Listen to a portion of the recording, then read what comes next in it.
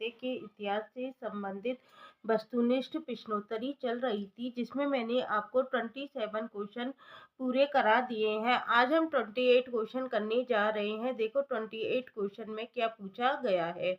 कौन से लेखक उन 4 महानुभावों में नहीं है जिन्हें आचार्य शुक्ल ने खड़ी बोली गद्य को एक साथ आगे बढ़ाने वाला कहा है? कौन से लेखक नहीं है? सैयद इंसा अल्लाह खां नहीं है, लल्लू लाल नहीं है, शिव प्रसाद सितारे हिंद नहीं है, कि सदासुख लाल नहीं है। तो इसका जो आंसर आ जाएगा वो क्या आ जाएगा? राजा शिव प्रसाद सितारे हिंद। क्योंकि सैयद इंसा अल्लाह खां थे, लल्लू लाल थे, सदासुख लाल थे और एक थे सदल मिश्र, लेकिन शिव प्रसाद सितारे हिंद नहीं थे। तो इसका आंसर आ जाएगा शिव प्रसाद सितारे हिंद। अगला क्वेश्चन देखो क्या है।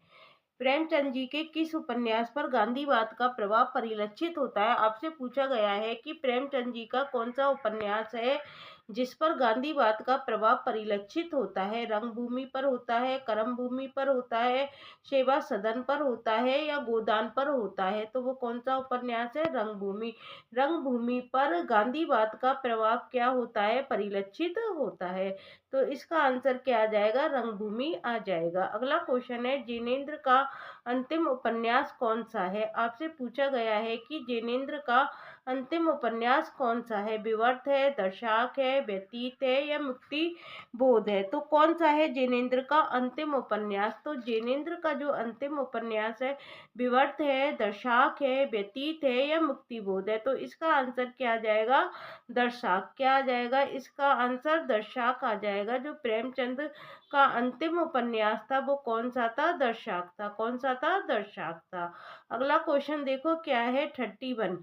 किस उपन्यासकार ने किस उपन्यासकार ने ये क्या है? टाइपिंग मिस्टेक हो गई है। ये क्या है? स्वतंत्र भारत है। किस उपन्यासकार ने स्वतंत्र भारत के ग्रामीण यथार्थ का चित्रण पूर्णतः व्यंग्यात्मक पद्धति पर किया है? ये थोड़ी टाइपिंग मिस्टेक है। ये क्या है?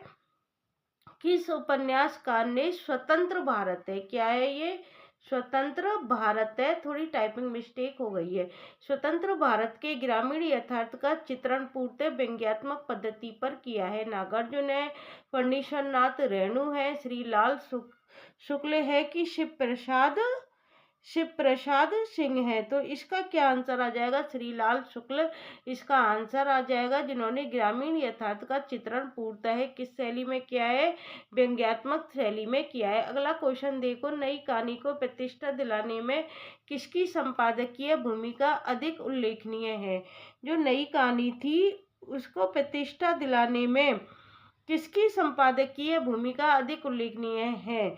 तो इसमें ऑप्शन दे रखे हैं, श्रीपत राय है, भैरव प्रसाद गुप्त है, कमलेश्वर है या मोहन राकेश है। तो नई कहानी को प्रतिष्ठा दिलाने में संपादकीय भूमिका जिसकी सबसे अधिक उल्लेखनीय थी वो कौन थे? भैरव कुमार गुप्त थे। कौन थे वो? भैरव प्रसाद गुप्त। कुमार नहीं, भैरव प्रसाद गुप्त इसका आंसर आ जाएगा। अगला क्वेश्चन देखो क्या है 33। नई कहानी की विशेष उपलब्धि किस क्षेत्र में रही? आपसे पूछा जा सकता है जो नई कहानी थी उसकी विशेष उपलब्धि किस क्षेत्र में रही? बदलते सामाजिक पारिवारिक रिश्तों के चित्रण में रही, महानगरीय संत्रास के चित्रण में रही, व्यक्ति के अकेलेपन के चित्रण में रही, कि राजनीतिक मोहभंग के चित्रण में रही? नई कहानी की जो विशेष उपलब्धि थी वो किस में रही थी? बदलते सामाजिक पारिवारिक रिश्तों के चित्रण में रही थी। तो इसका आंसर क्या आ जाएगा? बदलते सामाजिक पारिवारिक रिश्तों के चित्रण में नई कहानी की विशेष उपलब्धि रही थी। अगला क्वेश्चन देखो क्या पूछा गया है। चंद्रगुप्त नाटक की कौन सी नारी चंद्रगुप्त के प्रति प्रणय भाव नहीं रखती है? ये क्या है? नगरी। ये टाइपिंग मिस्टेक हो गया है। ये है चंद्रगुप्त नाटक की कौन सी नारी है जो चंद्रगुप्त के प्रति प्रणय भाव नहीं रखती? देखो, कार्नेलिया थी, कल्याणी थी, सुवासिनी या मालविका, इन दोनों में से कौन थी? सुवासिनी थी, जो कि चंद्रगुप्त के प्रति प्रणय भाव नहीं रखती थी, जबकि कार्नेलिया, कल्याणी और मालविका चंद्रगुप्त के प्रति प्रणय भाव रखती थी। अगला क्वेश्चन देखो क्या पूछा गया है।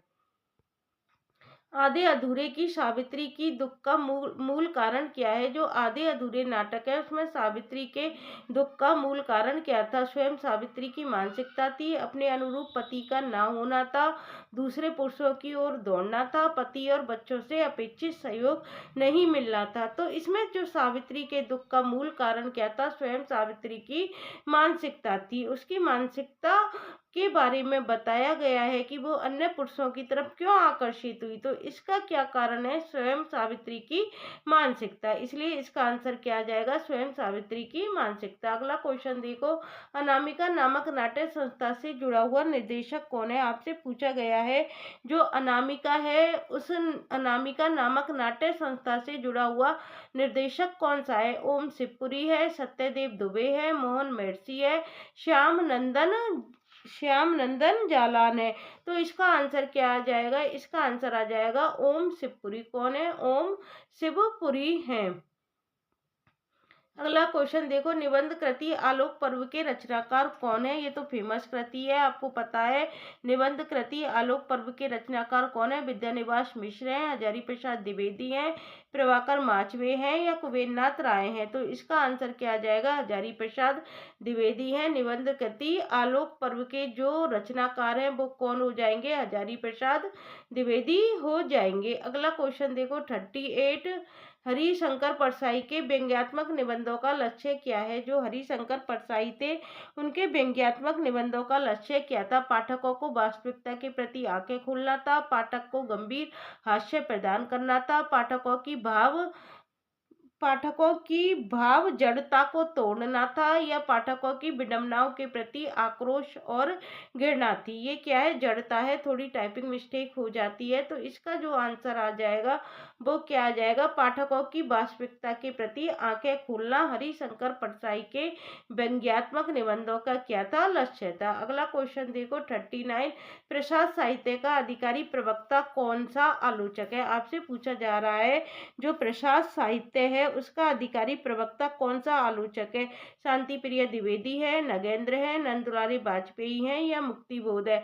तो इसका जो आंसर हो जाएगा वो क्या हो जाएगा? नंद दुलारी वाजपेयी जो है वो प्रसाद साहित्य के अधिकारी प्रवक्ता क्या है? आलोचक है। कौन है? नंद दुलारे वाजपेयी। अगला क्वेश्चन देखो, कौन सा भाव संचारी भावों के अंतर्गत नहीं आता है? शोक है, हर्ष है, गर्व है या अमर्ष है? ये थोड़ी टाइपिंग मिस्टेक है, ये अमर्ष इस तरह से लिखा जाता है। इसका आंसर मुझे आप कमेंट्स बॉक्स में दोगे कि कौन सा भाव संचारी भावों के अंतर्गत नहीं आता है। टोटल संचारी भावों की संख्या 33 है। 33 संचारी भावों की आप मुझे ट्रिक भी कमेंट्स बॉक्स में जरूर बताना। इसकी ट्रिक कई स्टूडेंट ने बनाई हुई है, यदि आपको नहीं आती है तो मुझे आप कमेंट्स बॉक्स में बता देना, मैं आपको इसकी भी एक स्पेशल वीडियो लेकर आ जाऊंगी। इसका आंसर लेकिन आप लोग मुझे कमेंट्स बॉक्स में दोगे। अगला क्वेश्चन देखो, रस सूत्र की व्याख्या से संबंधित प्रसिद्ध ग्रंथ ध्वन्यालोक के रचयिता कौन है? आपसे पूछा जा रहा है कि रस सूत्र की जो व्याख्या की थी उससे संबंधित जो प्रसिद्ध ग्रंथ है ध्वन्यालोक, उसके रचयिता कौन है? अभिनव गुप्त है, आनंद वर्धन है, भट्टनायक है या भट्ट लोलट है? तो ये तो फेमस क्वेश्चन है। ध्वन्यालोक किस के रचयिता कौन हो गए? आनंद वर्धन हो गए। कौन हो गए? आनंद वर्धन हो गए। अगला क्वेश्चन देखो, क्या पूछा गया है? आलम्बनत्व धर्म के साधारणीकरण की चर्चा किस आचार्य ने की थी? ये भी इम्पोर्टेंट क्वेश्चन है, कई बार पेपरों में आया हुआ है कि आलम्बन धर्म के साधारणीकरण की चर्चा किस आचार्य ने की थी? विश्वनाथ थे, जगन्नाथ थे, शुक्ल थे या नगेंद्र थे? तो इसका आंसर क्या आ जाएगा? शुक्ल जी थे जिन्होंने इसकी चर्चा की थी। अगला क्वेश्चन देखो, व्यंजना के विषय में कौन सा कथन अधिक सही है? आपसे पूछा जा रहा है कि व्यंजना के विषय में कौन सा कथन सही है? तो व्यंजना क्या होती है? अभिधा आश्रित होती है। ये कथन बिल्कुल सही है कि जो व्यंजना होती है वो क्या होती है? अभिधा आश्रित होती है। तो ये वाला जो कथन है व्यंजना अभिधा आश्रित होती है, ये सही है। व्यंजना के विषय में कौन सा कथन अधिक सही? ये वाला है। व्यंजना लक्षणा मूला भी होती है, ये बात भी सही है, लेकिन अधिक सही ये है। व्यंजना अभिधा लक्षणा रहित चमत्कार चमत्कार युक्त होती है, लक्षणा रहित नहीं होती, तो ये गलत हो गया।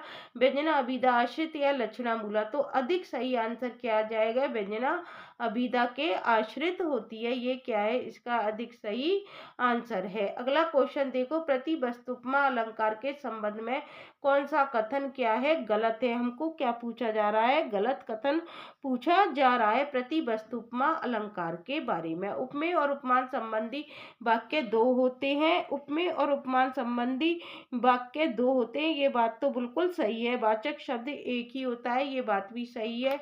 दोनों वाक्यों का साधारण धर्म एक ही होता है, ये बात भी सही है। साधारण धर्म की सूचना दो भिन्न शब्दों द्वारा दी जाती है, ये कथन गलत है। साधारण धर्म की सूचना दो भिन्न तत्वों द्वारा दी जाती है, ये बात गलत है। तो यही कथन क्या हो गया? असत्य हो गया प्रतिवस्तुपमा अलंकार के बारे में, क्योंकि उपमेय और उपमान संबंधी वाक्य दो होते हैं, ये बात सही है। वाचक शब्द एक ही होता है, ये बात भी सही है। साधारण धर्म क्या होता है? एक ही होता है दोनों वाक्यों का। और साधारण धर्म की सूचना दो भिन्न वाक्यों द्वारा दी जाती है, यही गलत है। अब अगला क्वेश्चन देखो क्या है? 45।